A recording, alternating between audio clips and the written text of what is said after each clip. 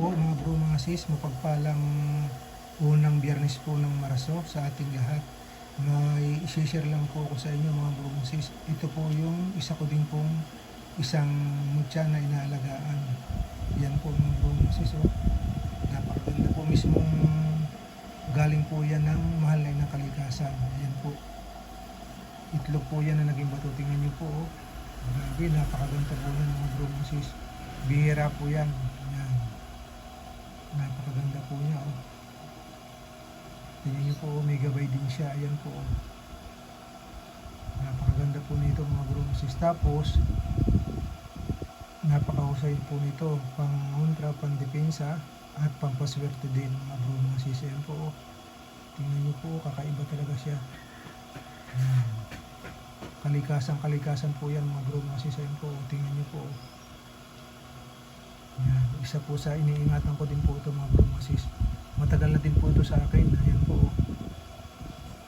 Yan. Napakaganda mga bro mga sis. Tapos ano po ito, dumidikit sa magnet. Ayan. Sinishare ko lang po at binabahagi. Dapat po ngayon ako ay maggagawa ng langis. Gawa nga pong unang araw ng Biyernes ng Marso. Pagsilip po sa akin lagayan, marami pa naman po. Kaya naisip ko na mag-share na lang po sa inyo ng mutya. Ayan po. Tapos nagsimba din po kami ng Quiapo pala ngayong araw na ito. Ayan mga bro mga sis. Ayan po. Napakaganda po nito. Ayan. Tingnan nyo po.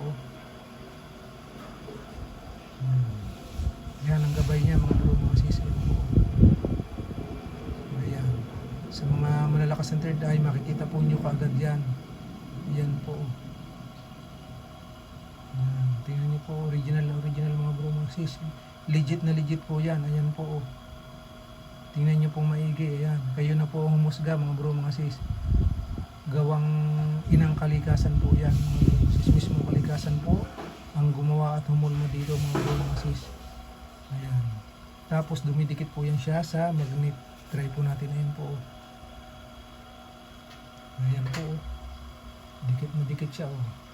Hindi nahuhulog basta mga bro mga sis.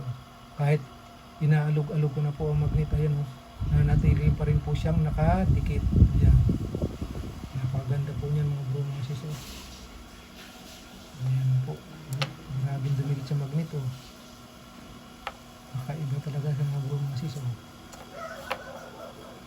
Diyan po ang talagang original na kalikasan mga bro mga sis. Ayan po. Legit na legit po yan mga bro. Ayan.